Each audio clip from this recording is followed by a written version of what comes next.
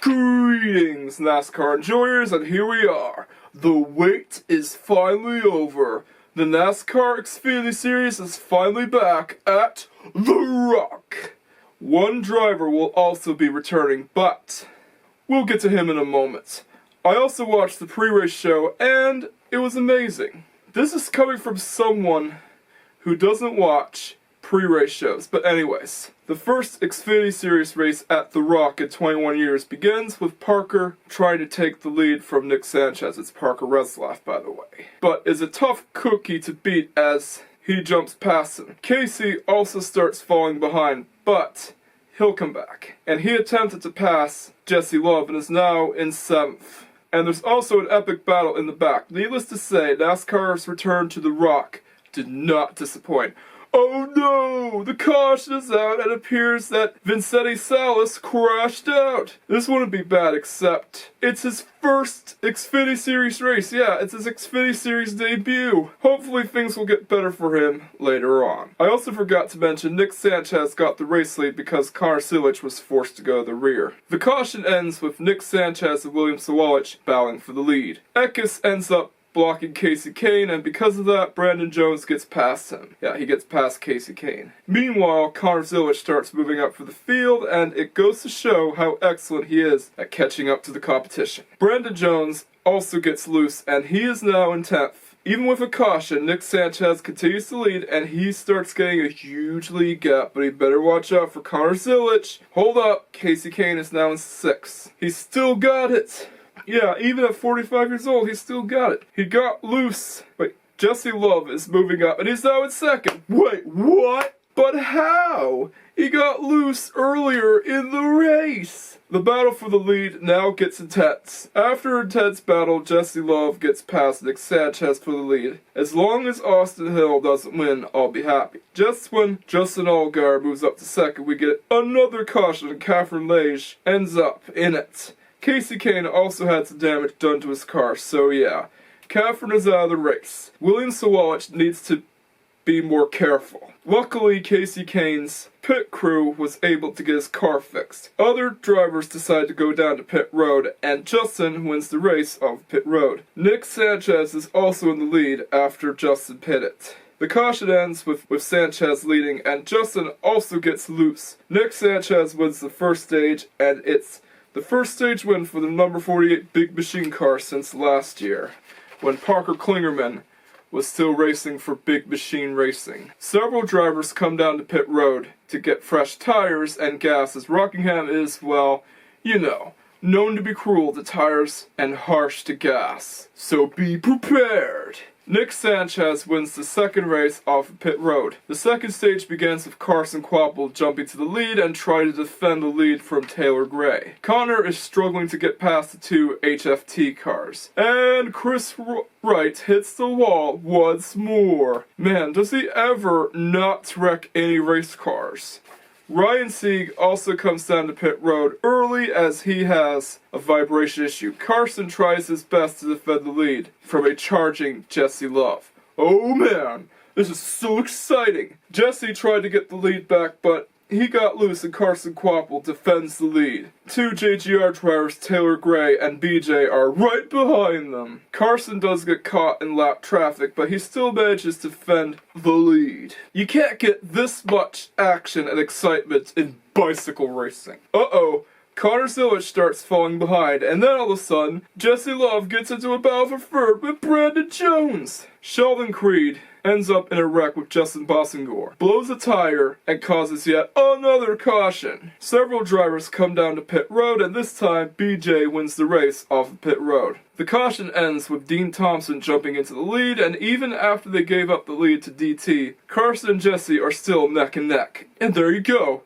DT wins the second stage, which is an upset considering that Dean never finishes out in front and or usually ends up in a caution. The stage caution ends with BJ jumping in the lead, and loses it when Jesse takes the lead. Then all of a sudden, another caution comes out and Williams Sawalich gets loose, and could have hit the wall had he not made that epic save. Casey Kane also gets the free pass, but anyways, the caution ends with Jesse jumping the lead, even when Taylor Gray attempts to push BJ in front of him. Uh-oh, Greg Van Alst causes another caution as he spun out and nearly hit the wall. The caution ends with Brandon Jones falling behind, and that causes Jesse Love to jump to the lead yet again. Parker Reslov also causes a caution after he hits the walls, and Patrick Emmerling also hits the wall. Connor Zilic also gets the free pass. Christian Eckes is also one of the few drivers to take the gamble and go down to pit road. The caution ends with Carson and Jesse battling for the lead yet again, and Jesse takes the lead, but Carson wants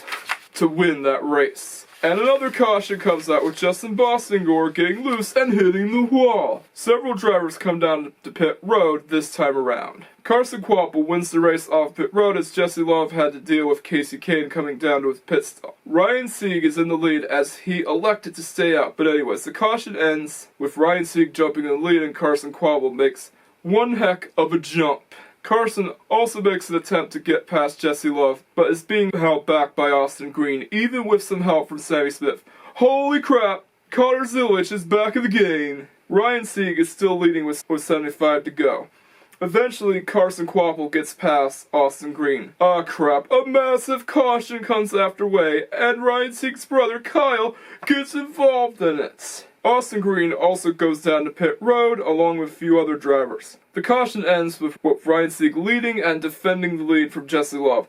Holy lucky charms, Batman! Justin Allgaier is moving up for the field. Connor Zilic is still struggling to get past, Sam Mayer, and is now trying to defend his position from his two teammates. Justin Allgaier gets past Connor Zilic. Carson Kvapil and BJ are in the battle for ninth. Brandon manages to get past Carson and wins the battle for ninth. Both Sieg and Jesse are battling for the lead and trying to save as much fuel as possible. After an intense battle, Sieg manages to defend his lead even when Jesse tries to yeet past him. It's a David and Goliath battle as RSS Racing is a smaller team than RCR, and if all goes well, we could have an excellent underdog victory. And then a caution comes out.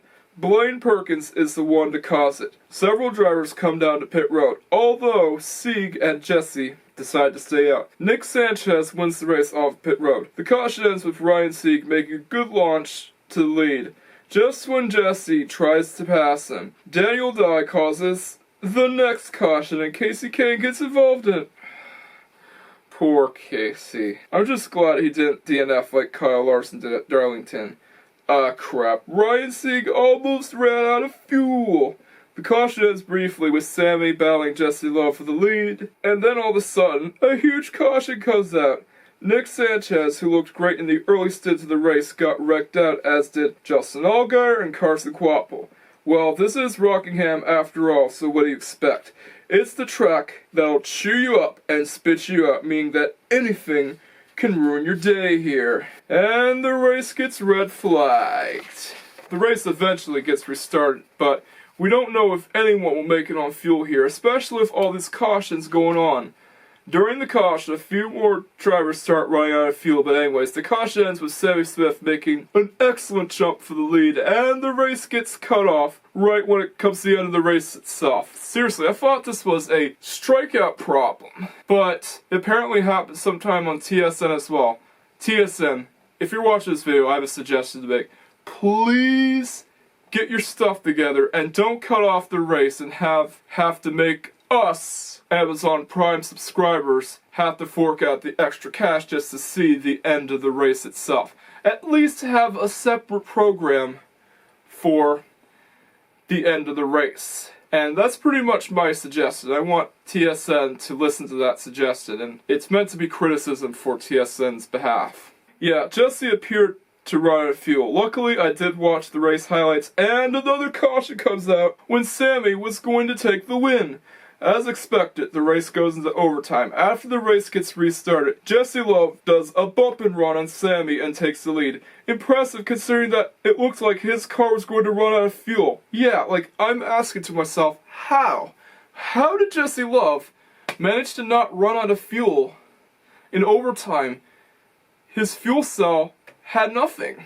There was nothing left in his fuel cell. It was like Ryan Blaney managed to finish at Daytona, despite the fact his car was nothing. It was reduced to nothing. It was wrecked. And that's just one of the questions that I'm trying to figure out. Yeah, I'm sure the guys at RCR figured this out. I have no idea, but it's still impressive. Impressive considering that his car looked like it was going to run out of fuel. I'm still trying to figure out how the RCR boys managed to save up that much fuel, but anyways, anything beats having to see Austin Hills grin at victory lane. Although as much as I like seeing Jesse Love win at super speedways, I do not expect to see him win at short tracks.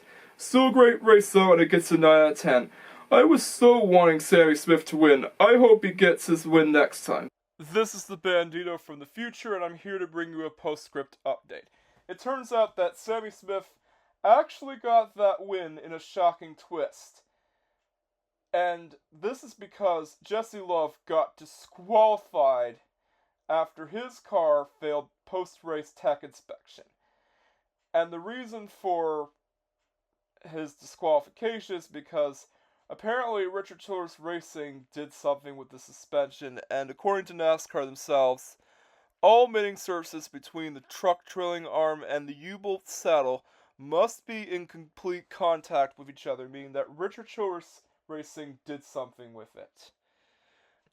And he also got disqualified for having multiple loose lug nuts, and that's considered a safety issue in NASCAR's eyes. So yeah, something was off with the setup of Richard Childress Racing's number 2 car, and I'm glad that Sammy Smith won the race. I'm glad that the 8 got into victory lane after hearing about this. Now this stuff makes me happy. Anyways, back to the video. But anyways, The Rock delivered on giving us a great race, and that's the bottom line, because the Bandito said so. I'll be signing off.